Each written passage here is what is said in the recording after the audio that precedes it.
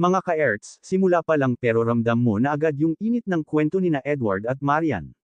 Hindi ito basta kilig lang, may lalim, may pressure, at may mga desisyong hindi pwedeng madaliin.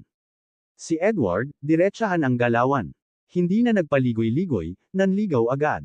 Yung tipong lalaking sigurado sa nararamdaman niya. At aminin natin mga ka-Erts, nakakakilig yun sa umpisa, lalo na kung consistent, lalo na kung matagal nang nagpapakita ng effort. Pero eto na ang malaking tanong, tama ba ang timing niya? Kasi si Marian, hindi lang basta babae na pwedeng sumabay agad sa emosyon. Siya ay nag-aaral pa, may mga pangarap na kailangang tuparin. At dito na pumapasok ang boses ng katotohanan, si Kailan Gaprab at ang mga magulang ni Marian. Hindi nila pinipigilan ang damdamin, pero malinaw ang payo nila, huwag madaliin, gawing inspirasyon, hindi distraction. At dito napapasok ang unang revelasyon, mga ka-Erts, kahit gaano ka pa kaseryoso, kahit gaano ka pa katagal nanliligaw, kung hindi pa handa ang isang tao, hindi mo pwedeng pilitin ang sagot. Ramdam mo dito yung pressure kay Marian. Isang lalaking handang maghintay sa kanya, pero kasabay nun, yung responsibilidad niya sa sarili niya at sa pamilya niya. Hindi biro yun. Kaya sa segment na ito, malinaw, hindi pa ito laban ng puso lang. Laban ito ng tamang panahon.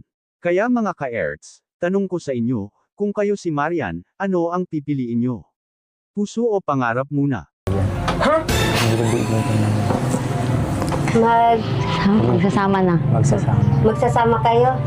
Ay sa akin wala yung problema. Sa kanya, tanungin mo. Oh, Magsasama na nga kaming dalawa. magsasama kayo. Kung payag na kayo ni Papa. Kailan pa kayo nagsama? Kala ko doon ka natutulog sa ano? Tagal na po kuya. Hindi. Dik, doon ka natutulog Hindi, sa may tawag bintana. ito ay na doon na kasi ako natulog kila Edward. Hindi ninyo alam. Kaya, magsasama na kaming dalawa. Ay dapat, pag nagsama kayo muna, kasal muna. Hindi namin alam yun ah. Ay sa akin, wala nga problema yan at may edad naman na kayo. Kailan siya nag-aaral, ikaw nag-aaral. O, paano yan? O, tanong ko sa inyong dalawa. Siya, tapos matatapos na ikaw. O, Ano kasi na mahal ko na si Marian.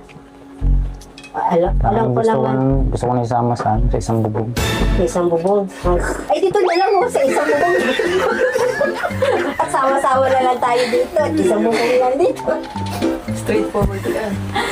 Ano ito si Papa mo, tanungin mo. Ginugulat mo naman si nanay. Kala ko ano sasabihin nyo. Kala ko mapaalam lang sa swimming. Alam mo, totoo, sa akin, wala ka namang problema. At si Maria naman, bahala kayong dalawa at kayo naman magsasama, hindi naman ako. Ako, nasa gitna lang naman ako. Oh, ayun lang naman ang ano ko sa'yo. Kaya ikaw, 4 na taong ka pang mag-aaral. Siya, tapos na. Yun lang. Hihintahin ka na yan. Ang bagay ko, lang kayo mag-aaway. Kami mag-asawa, hindi kami nag-aaway. Tampuhan, hanggang ganyan lang.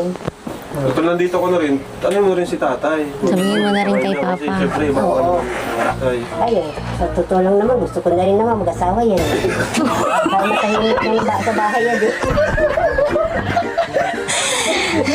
Wala din layas ng layas. Sige na. Paalam ka. Naman mo, Marian. Dito na kayo. Dito na lang, bro. Tatawagin ko yan lang si tatay mo. Ito po tayo. Dito rin. Musta pa? May malaking sasabihin lang po ako sa'yo. Ano po kasi ni Tay, hindi niyo po kasi alam na naglilibing na po kami ni Marian. Gusto ko na po mapaalam siya na sa personal na pasensya na po kung ngayon lang po napaalam kasi matagal na po kami naglilibing. Gusto na po siya magsama po. Ay, sa akin wala namang ano. Dapat makatapos ka muna ng pag-aaral. But nandiyan lang naman yan. Hindi na mawawala. Pwede pa makapaghintay na tayo. Oo. Kaya lang, isa naman na hindi na Magkapag-ipon-ipon naghihintay. kayo. Ha? Yung isa hindi na kaya maghintay. Talaga, hindi na. Kagagawa pa rin ng isa eh. Magkapag-ipon-ipon muna. Kasi mayroon din yung biglaan kasi. Oo. Ang pag-aasawa. Nandiyan lang kasi yan eh. Ba't mo naisipan, Edward, na biglaan nang Biglaan magsasama kasi. kayo? Anong naisipan yung dalawa? Ano po kasi kuya, si Marian kasi mahal ko nga po talaga sa mga. Napakamot si nanay. Tulad mo, nag-aaral ka pa, mamaya pag-aaral mo lalong Alam ni mama mo, Oh, hala ka. Alam na po ni mama. Saka, Nay, pag nagkasama kayo sa isang bubong, may pwedeng mangyari. Paano kung biglang magka-baby, di ba? ay may problema yan. Parang may bata na dito. Dito lang yun. Ano pangarap ni Marian? Patay tayo dyan. kuhan ka muna kung maaari nga. Talagang dapat talaga matapos mo na pag-aaral. Yan, yun ang maganda. Kasi ano tulad mo, ganyan, mamaya yan, tatrabaho ka na, yung pag-aaral mo wala. At di sayang din pag pinag-aaralan mo. Lalo na sa kay Kuya Rab, nagtutulong sa'yo na talagang Kaya nga, ang kulit nga kasi. makon talaga si Kuya Rab. Ano, hindi na niya maiwasan si Marian eh. Baka maano pa nga na maasin ng Hindi iba na eh. nga, nandiyan lang yan. Ang ganda naman kasi ni Marian ay. Nandiyan lang yan. Magawa para wala maasin iba no, Edward. Baka daw maano pa eh. Mawala May ka sa iba pa kanya. mawala Ganyan pa. talaga na ipag Bisaya, ganyan ang ugali. Mabilis. Ah, Tulad si Kuya Rab, kita mo, napakabait ng mag-asawa. Si Kuya Bal, naku po, napakabait ng mga pamilya. Huwag mo sayangin din naman yung mga tulong Ano nila. yung ano nila ni tatay? Sayang yun. Kasi pag mag-asawa kasi magtatrabaho ka sa pamilya mo na. Oo, tama. Hindi na para sa sarili. Di ano? na, di na. O di paano kung di mo matapos, di wala rin. Saka tayo, pa nag-asawa yan, papalayasin ko na yun sa bahay. ganun Huwag na talaga. kayo. Paano na kayong dalawa? Bahala na kayo sa buhay nyo. Talagang ganun kasi may asawa na eh. Kaya dapat tapusin muna. At nandiyan lang naman yan, di naman yung si Marin mawawala. Yan! Ganda. So, anong desisyon kayo? Tapos nandito pa kami. Si Marin magtatrabaho Kaya naman yan, din Edward. naman. Hindi naman lalo si Marin, baka dito lang kay Kuya Rab yan. Anong papasukin mong trabaho, Edward? Pag Kaya mo na. Kaya nga mahirapan ka talaga. Siyempre, pag nag-asawa kayo, bubukod na kayo. Ikaw na Bubog na magtatayo, kasi, ikaw tulad na niyan. Pag magkasawa ka, alam naman kay Kuya Rab ka pa. Yun. Wala ka na dun. Kung sabihin na isang pumbis mo isipin bago mo gawin. Grabe, napakalupit ng mga sinabi ni tatay. Alam nyo ba, nabihira lang siya magsalita tuwing bumibisita kami. Pero ngayon, ang ganda ng mga sinabi niya. Hindi na mawawala yan si Marin, nandiyan lang yan. lagi mo lang siyang, huwag ka lang magtsatsaga sa kanyang chat ng chat. Ako nga, tsaga lang ako mag-chat dyan eh. Hindi mo ako sinasagot niya chat niya sa akin, hindi na ako sa amin. Kasi minsan busy si Marian eh. Kaya nagchat-chat ako, hindi talaga ko minsan nasasagot yan. Kaya ikaw huwag ka magkakundi na. Di ka sinami Marian. Panghihinaan ng loob ako. Oo. Susuko. Oo. Kami na magulang, mahirap eh, ikaw pa. So bago pa lumala ang sitwasyon at masarmonan ng husto sina Edward at Marian, sumingit na ako. So, Huwag ka na gumaya sa amin. isa pa, meron pa tayong announcement kina tatay. Sabihin na natin? Sabihin natin. 3, 2, 1. It's a prank!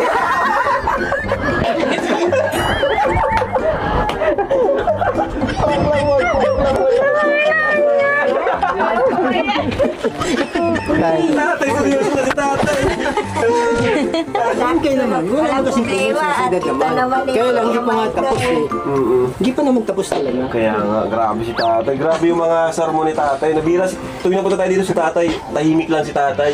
Oo, nakahanda yan ganun, lagi sa inyo. nakarinig ka ng ano. Siyempre, ano yun, anak na babae yan eh. Ngayon minsan salita eh. Ha? Dating tahimik niya. Pero marami tayong natutunan kay tatay, di ba? Tama naman yun lahat. Graduate. Ikaw, first year ka pa lang. Oo, tatlong Kung sana eh, Taon ka pa. sayang yung mga tulong na binibigay sa'yo ni Kuya Rab. Mamaya may Bihirang meron ganyan. ka pang Napakabihirang ganyan tao na ano, tutulungan ka Single ng na pa ni ganyan. Marian. Para kang tunay na kapatid o anak. Oo. Ganun. Kasama ko doon, pag ma-gym kami, makakain lahat. Hindi ka makakakuha ng ganyan. Bihirang sa taong ganyan makakuha ka ng tulong na ganyan. Natawa si tatay. Thank you, tay. Salamat po tayo sa mga sinabi niyo po. Mga ka-Erts, kung akala nyo sa unang bahagi ay simpleng ligawan lang ang usapan, dito sa segment 2, mas ilinaw kung gaano kabigat ang sitwasyon. Dahil habang tumatagal, mas nagiging komplikado ang nararamdaman ni Marian, at mas lumalalim din ang galaw ni Edward. Alam nyo, hindi biro yung matagal nang nanliligaw. Ibig sabihin nito, hindi lang ito basta bugzo ng damdamin. May consistency, may effort, may pagpupursage. At dito natin makikita yung side ni Edward na talagang hindi sumusuko. Yung tipong kahit walang kasiguraduhan, tuloy pa rin siya. Para sa kanya, si Marian na talaga.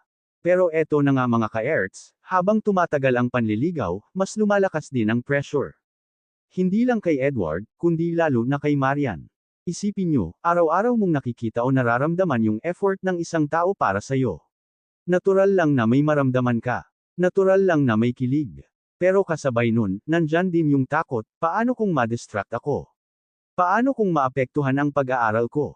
At dito na pumapasok ang mas mabigat na revelasyon, hindi lahat ng nakakakilig, tama na agad piliin. Dahil si Marian, malinaw sa kanya ang sitwasyon niya. Hindi pa siya tapos sa mga pangarap niya. May mga goals pa siyang gustong abutin. At hindi niya pwedeng isugol yun, kahit pa sabihin nating may isang Edward na handang maghintay. Ngayon, tingnan naman natin si Edward. Dito na siya nasusubok bilang manliligaw. Dahil hindi sapat ang effort kung wala kang respeto sa timing ng taong mahal mo. At dito na pumasok ang payo ni Kailan Gaprab, kung mahal mo, huwag mong madaliin. Suportahan mo. At yon ang challenge kay Edward ngayon mga ka-Erts, kaya ba niyang baguhin ang approach niya? Mula sa pagiging padalos-dalos, magiging mas mahinahon ba siya? Mula sa panliligaw na may pressure, magiging panliligaw ba ito na nagbibigay ng space at inspirasyon? Dahil kung hindi, posibleng siya mismo ang maging dahilan kung bakit lalong lalayo si Marian. At eto pa ang isang intriga na dapat nating pag-usapan, may nararamdaman na ba si Marian? Kasi kung wala, mas madali ang sagot. Pero kung meron, doon nagiging komplikado ang lahat. Dahil hindi na lang ito tungkol sa pag-aaral, kundi sa pagpipigil ng sariling damdamin. At mga ka-Erts, aminin natin, yan ang pinakamahirap. Yung alam mong may potential, pero kailangan mong pigilan dahil hindi pa ito ang tamang panahon. Kaya sa puntong ito, parang nasa gitna si Marian, hindi makausad, hindi rin umatras. Habang si Edward naman, patuloy na lumalaban, pero hindi pa sigurado kung tama pa ba ang ginagawa niya. Kaya tanong ko sa inyo mga ka-Erts, hanggang saan dapat ang paghihintay? At kailan mo masasabi na sapat na ang effort?